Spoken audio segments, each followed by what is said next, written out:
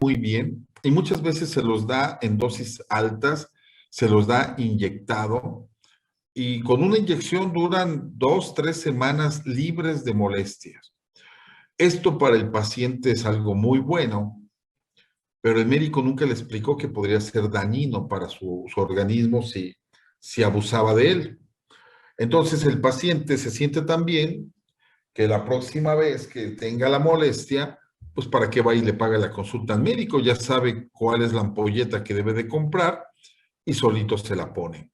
Y hay una historia de abuso de este tipo de fármacos muy grande, ya después vienen los efectos secundarios y a veces ya daños irreversibles. Entonces, esta es la causa más frecuente de exceso de exposición a glucocorticoides.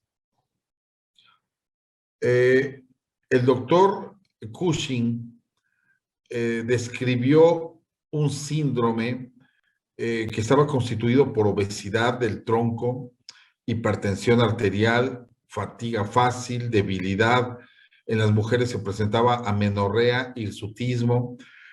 Había también estrías abdominales de color purpúreo, edema generalizado, pero más importante en miembros inferiores, y datos de glucosuria, acompañados obviamente de hiperglucemia sanguínea.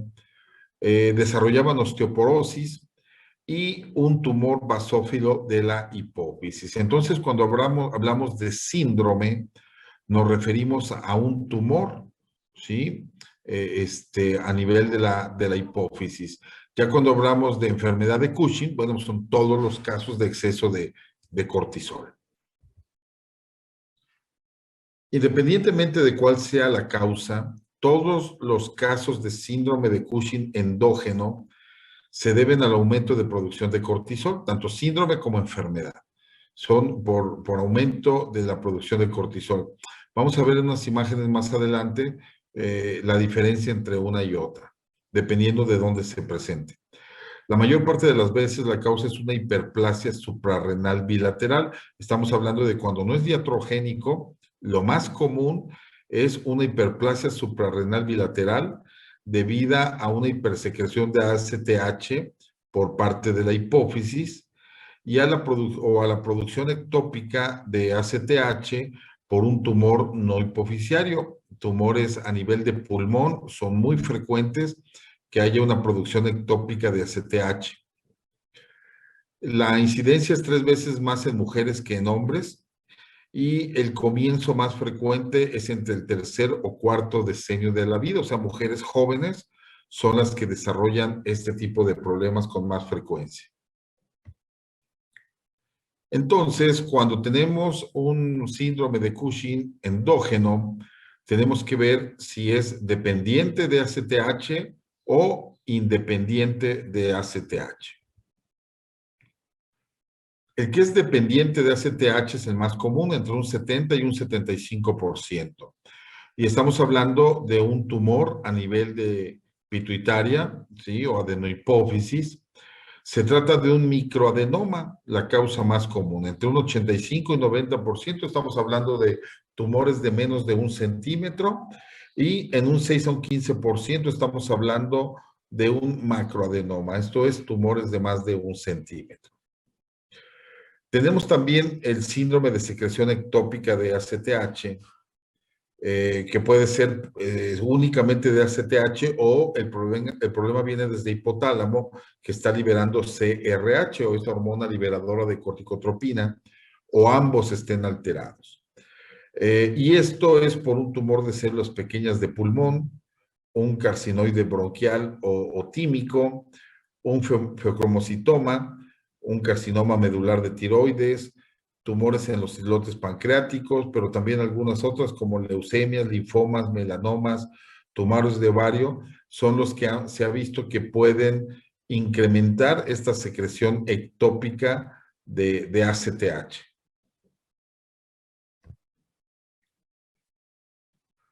El que es independiente de ACTH, que es de un 25 a un 30%, estamos hablando de que aquí no hay un exceso de producción de ACTH por la adenohipófisis.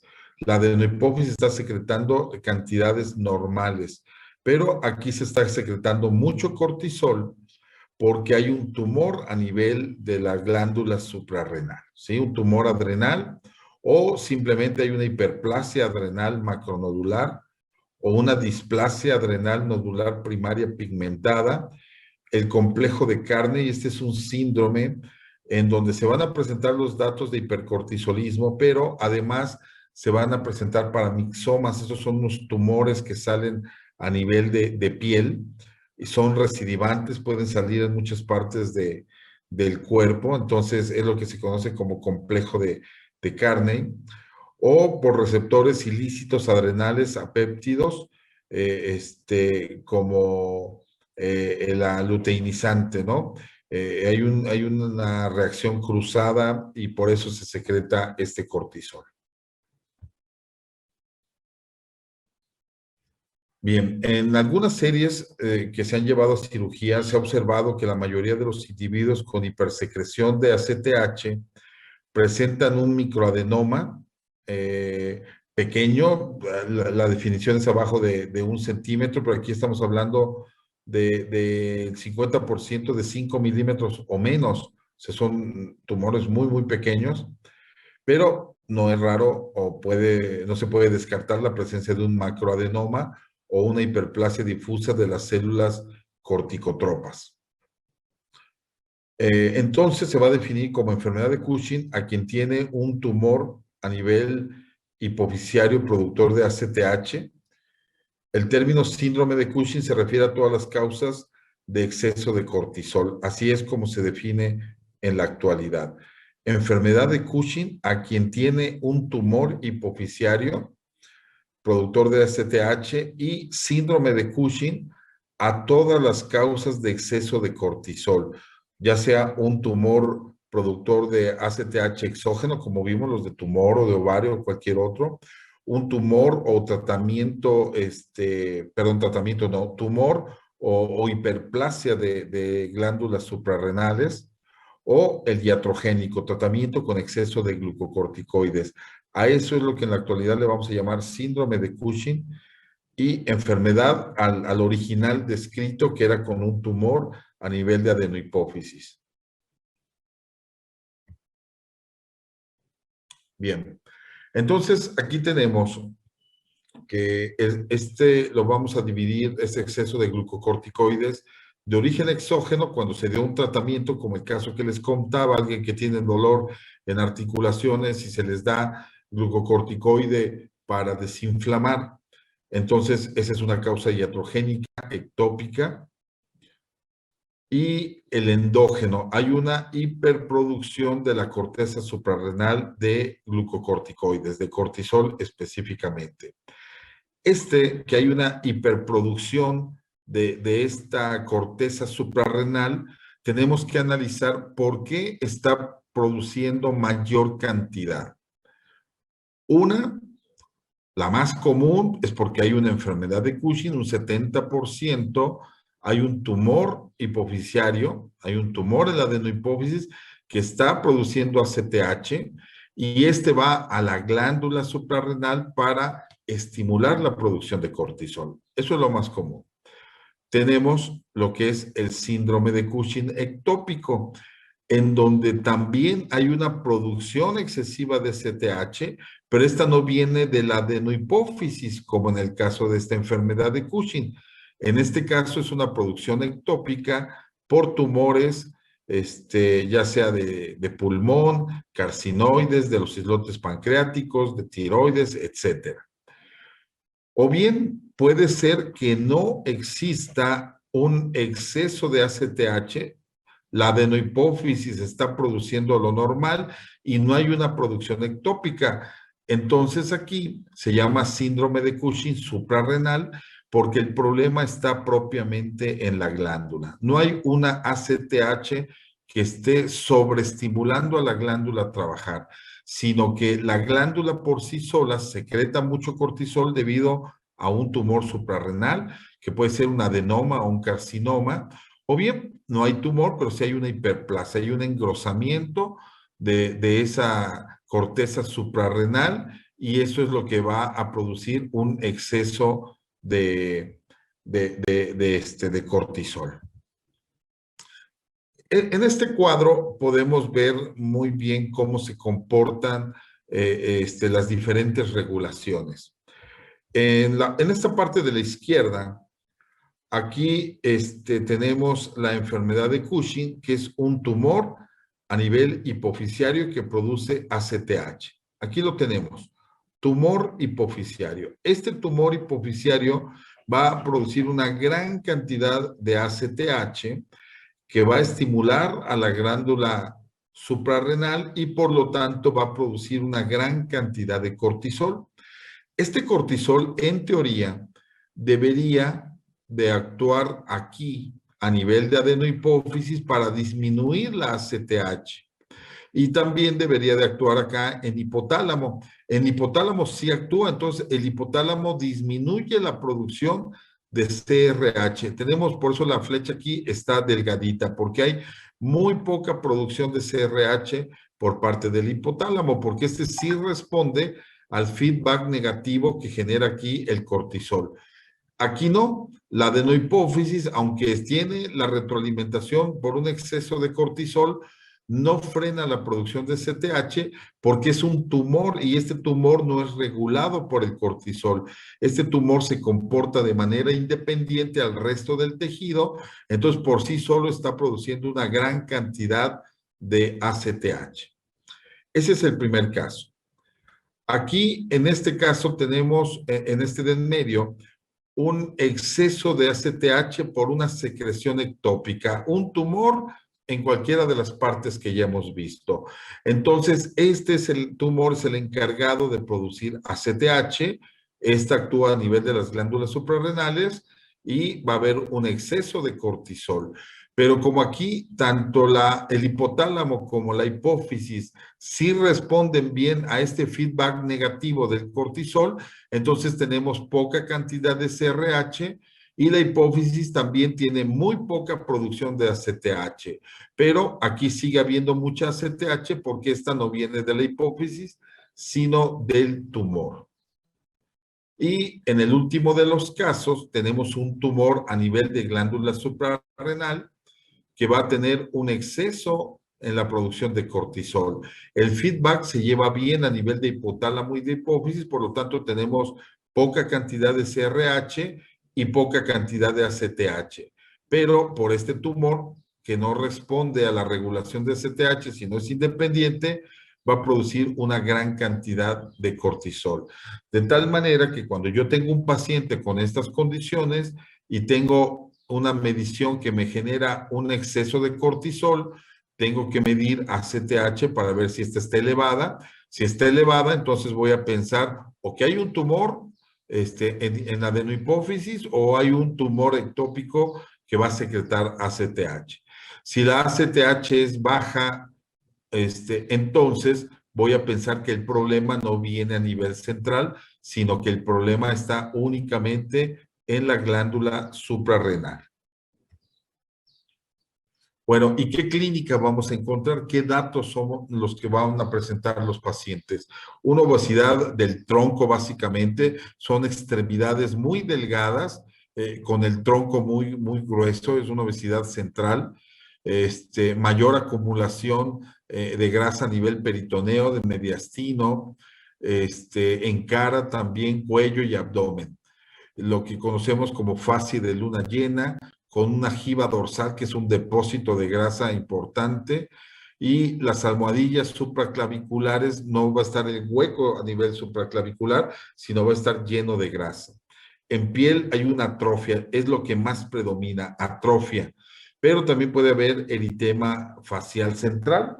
Los pacientes están contentos porque están chapeados, pero no, es un eritema. Puede haber equimosis, que son como moretones, telangiectasias, que son venitas muy pequeñas, así como arañitas, que también son comunes en caras, estrías rojo vinosas o purpúreas, que vamos a ver más adelante, generalmente mayor a 1 centímetro de grosor. Lo más común es verlas a nivel del abdomen, pero también puede haber al inicio del miembro superior e inferior, donde empiezan las extremidades, a nivel de mamas y en flancos a nivel de abdomen.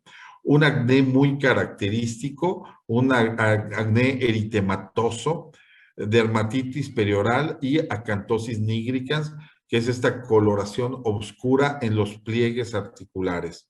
A nivel de tejido muscular se caracteriza por debilidad, básicamente proximal, y atrofia muscular, por eso las extremidades son muy delgadas.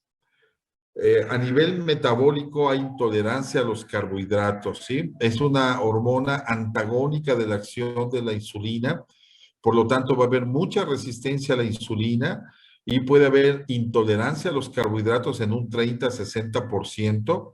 Menos común desarrollan ya diabetes mellitus, que la diabetes mellitus es una intolerancia más severa, por decirlo así, a los carbohidratos. Va a haber un aumento en la gluconeogénesis y glucogenólisis. Vamos a ver en los siguientes temas, cuando veamos diabetes, a qué nos referimos con estos términos. Y va a haber dislipidemia. Vamos a tener alteraciones en el colesterol y en los triglicéridos. A nivel cardiovascular, va a haber hipertensión por efecto propio de los glucocorticoides y porque acuérdense que estos también pueden estimular los receptores mineralocorticoides y actuar como si fuera la aldosterona. Entonces, también nos va a generar retención de agua, de sodio y aumento de las cifras de mayor incidencia de insuficiencia cardíaca. Riesgo cardiovascular resulta de muchos factores. Esta resistencia a la insulina, la diabetes, la hipertensión, los problemas con los lípidos, y esta es la principal causa de mortalidad en el síndrome de Cushing. ¿Sí? Esa es la principal causa. A nivel óseo vamos a tener osteopenia y osteoporosis, puede haber fracturas patológicas por esta disminución en la absorción intestinal de calcio y una reabsorción tubular también a nivel renal está disminuida. Es lo que conocemos como un hiperparatiroidismo secundario. A nivel hemático hay anemia, leucocitosis, eosinopenia, hay una hipercoagulabilidad, alteración en la fibrinolisis y riesgo tromboembólico. Esto también puede generar muchas complicaciones y muerte en los pacientes. A nivel inmunológicas, están predispuestos a candidiasis mucocutánea. Este hongo se desarrolla con mayor facilidad en ellos, la tiña versicolor y otras infecciones oportunistas.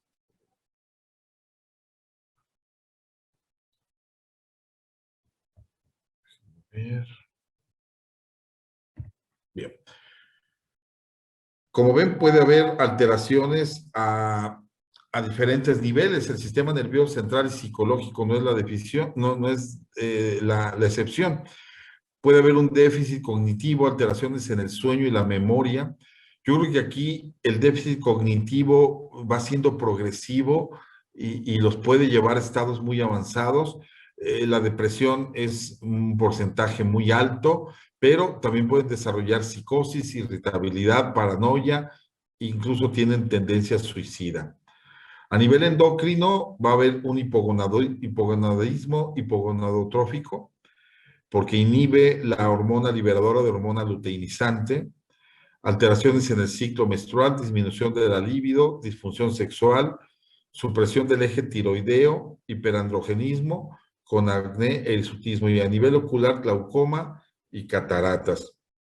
Entonces, como ven, es un cuadro muy florido, puede afectar a cualquier área y no en todos se presentan los mismos síntomas al mismo tiempo. En algunos predominan los cardiovasculares, predominan los de piel, en fin, hay que estar buscando esto en los pacientes directamente y puede llegar a ser un cuadro muy severo, muy incapacitante, si no actuamos a tiempo y corregimos el problema.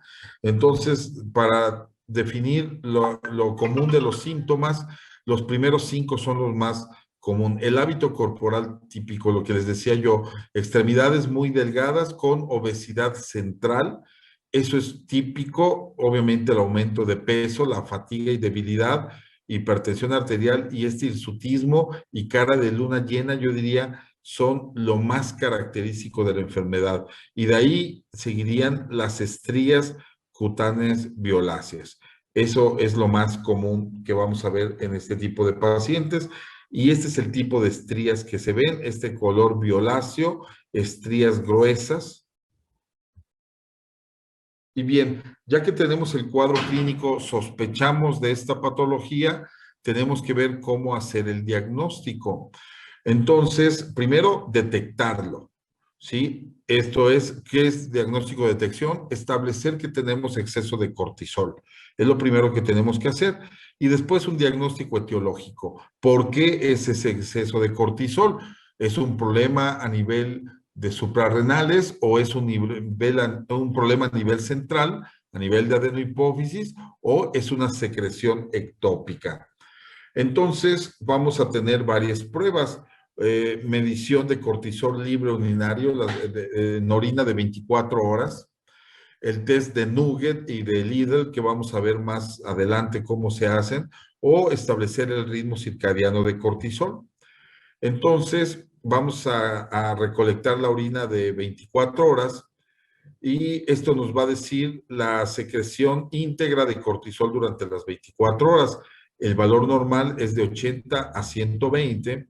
Si tenemos elevación de esto, bueno, pues estamos hablando que se está produciendo más cortisol del normal y una sensibilidad muy alta tiene esta prueba, de un 95 a un 100%, también una especificidad alta, un 98%. El porcentaje de falsos positivos o falsos negativos es muy bajo, entonces es una prueba muy confiable, fácil de hacer, solamente recolectar la orina de 24 horas. Pero lo incómodo es que hay que realizar 2 o 3 muestras, ¿sí? Porque no todos los pacientes van a tener la misma excreción todos los días. Entonces, esto ya se vuelve un poquito más incómodo para el paciente, el estar recolectando la orina de varios días. El test de Nugget es una prueba en donde se les administra 1 miligramo de dexametasona por vía intramuscular y esto nos debe de generar, como la dexametasona es un glucocorticoide, debe de inhibir la liberación de cortisol y de hormona adrenocorticotropa. Entonces, eso es lo que vamos a evaluar con con este test de Nugget. Evaluar que el feedback está normal en el eje hipotálamo-hipófisis. El valor de corte es que debe de disminuir de 1.8. El valor, si queda por arriba, entonces quiere decir que no se está inhibiendo y hay mayor producción de ACTH. Cuanto más bajo es el valor de corte, mejora la sensibilidad y la especificidad. Los falsos positivos los vamos a encontrar en el pseudo-Cushing, los falsos negativos en un síndrome de Cushing que puede ser cíclico, que no está presente todo el tiempo. Este otro test de Lidl se hace con 2 miligramos y vamos a dar 0.5 miligramos de dexametasona cada 6 horas por 48 horas. Luego, cortisol basal a las 6 horas de la última ingesta. Entonces, aquí la prueba es un poquito más larga y la dosis más pequeña. El valor normal es de 1.8. Ambas pruebas, tanto la de Nugget como la de Lidl, son con buena sensibilidad y especificidad, como pueden ver aquí, arriba del 95% para ambas. Y bueno, ya una vez que tenemos ese exceso de cortisol, tenemos que averiguar si es dependiente o independiente de ACTH.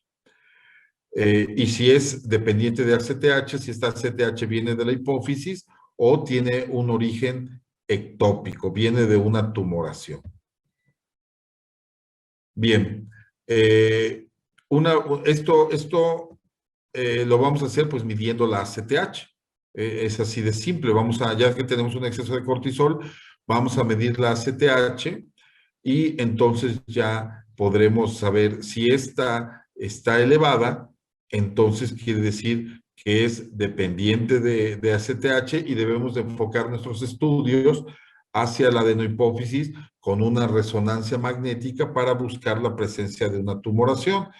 Si esto es ectópico, entonces ahí ya se vuelve un poquito más complicado porque ya tenemos que entrar en un protocolo de búsqueda de una tumoración y valorar a nivel pulmonar, a nivel de ovario, a nivel de tiroides. Entonces ya se vuelve un poquito más complicada ahí la búsqueda si es que el paciente no tiene manifestaciones de esa otra tumoración. ¿Y qué vamos a hacer cuando tenemos un síndrome de Cushing dependiente de ACTH? Entonces la elección pues es la cirugía, ¿sí? Hay que entrar y quitar esa tumoración, pero hay que hacer un tratamiento médico previo. Tenemos que hacer disminuir el cortisol cuando hay una contraindicación quirúrgica y asociada a la radioterapia. Entonces, podemos utilizar a nivel de hipotálamo con quimioterapia o a nivel suprarrenal cuando el problema está ahí. El ketoconazol ha dado buenos resultados, aunque tiene muchos efectos secundarios a nivel hepático, o bien cuando el problema es a nivel de receptor de glucocorticoides. Y generalmente o es cirugía, o es radioterapia, o es adrenalectomía bilateral, dependiendo de donde esté la alteración. Doctor, si quiere terminamos y ahorita nos volvemos a conectar. ¿Ok? ¿Está muy bien?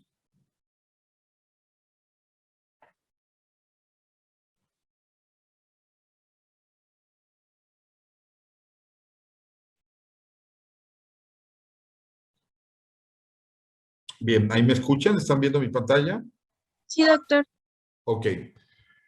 Entonces, veíamos aquí que cuando es este problema de enfermedad de Cushing y el problema está a nivel de suprarrenales, cuando no está indicada la cirugía, cuando no se va a hacer una extirpación de estas glándulas, podemos utilizar tratamiento médico con ketonazol. Este inhibe varias enzimas de la esteroidogénesis, como pueden ver aquí ustedes, la desmolasa, la beta-hidroxilasa, la alfa-hidroxilasa. Se utiliza en dosis alta. Este medicamento es un antimicótico. Se utiliza para el tratamiento de hongos, pero actúa inhibiendo también estas enzimas, pero a dosis alta. Para terapéutica, para micosis, es de 100 a 200 miligramos lo que se utiliza.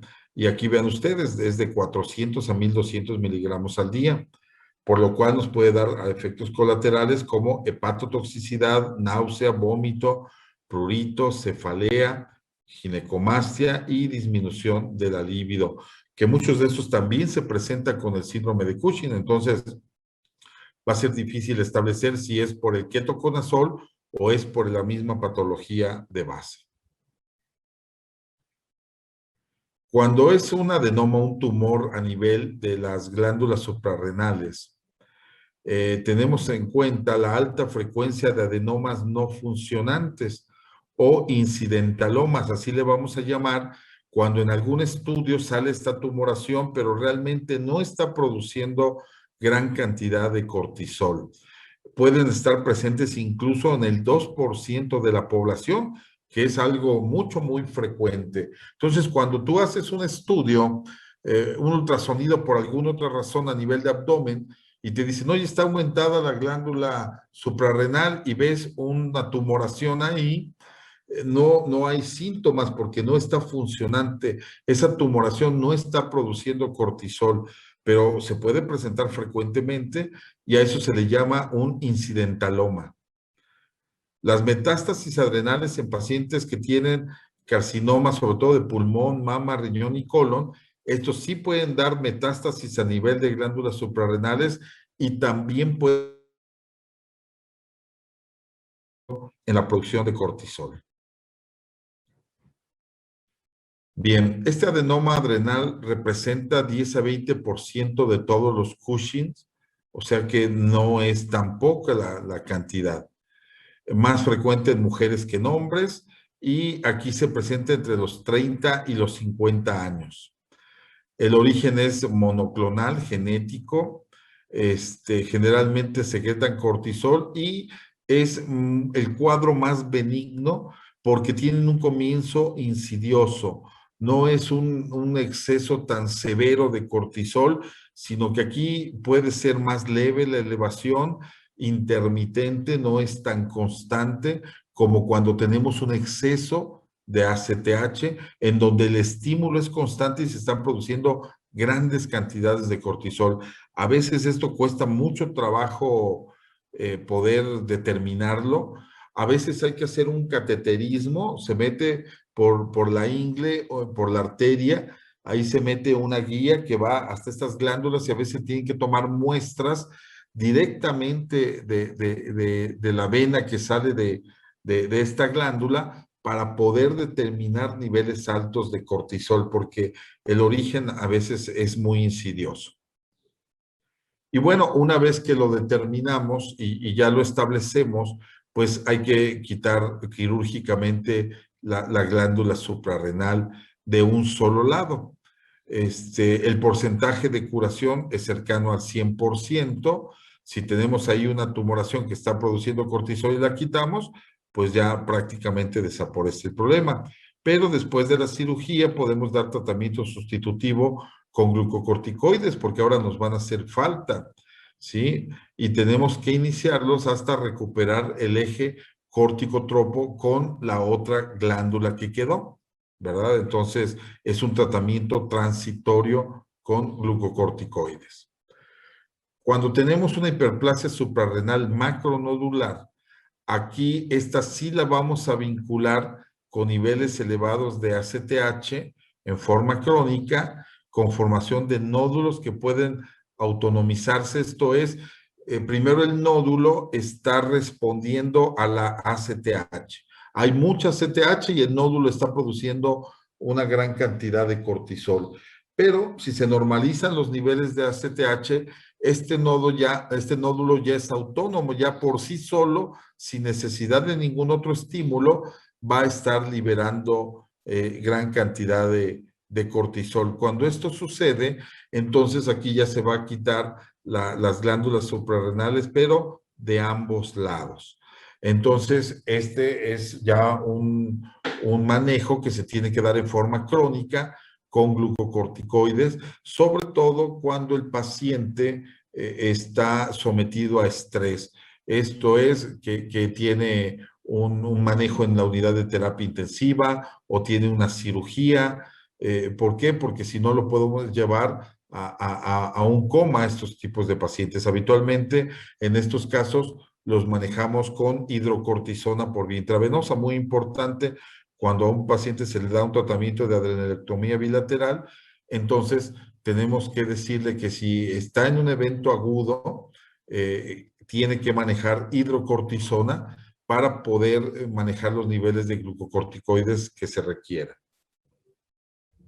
Y hasta ahí tengo para ustedes con este tema. ¿Tienen alguna pregunta? ¿Existe alguna forma de detectar si la ACTH proviene de la hipófisis o si proviene del tumor? No. Mira, habitualmente cuando hay un tumor tenemos niveles de ACTH muy elevados, pero no hay manera de diferenciar porque tú tomas la muestra de forma periférica, entonces no sabes si esa ACTH viene de la adenohipófisis o viene de un tumor en otro punto.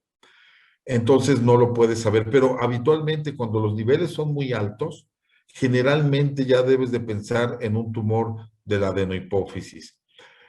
¿Qué pasa? Yo lo que recomiendo es, como la causa más común en un 75-80% es un tumor, cuando yo veo a un paciente con ACTH, inmediatamente me voy a la adenohipófisis para buscar, porque es un solo lugar donde tienes que buscar. Y el porcentaje más alto está ahí, un 80%. Entonces haces una resonancia magnética Y si no encuentras tumoración ahí, entonces ahí es cuando ya se recomienda tratar de buscar una tumoración en otro tejido, que ahí sí ya se vuelve un poquito más complejo y te tiene uno que apoyar con otras especialidades. Habrá que ver al neumólogo para descartar si es un tumor a nivel pulmonar o el ginecólogo para ver si hay algo a nivel de ovarios. Entonces ya se vuelve como una búsqueda, ¿no? Como estar cazando a ver dónde encontramos esa tumoración que puede estar secretando niveles de ACTH. Pero no, así periféricamente decir, mido ACTH y hay alguna técnica o alguna forma para saber de dónde viene, no, sería muy complicado. No sé si esto responde a tu pregunta.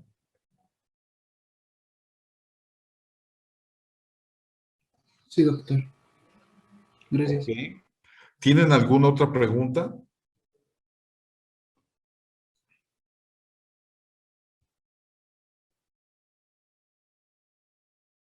¿No hay más preguntas?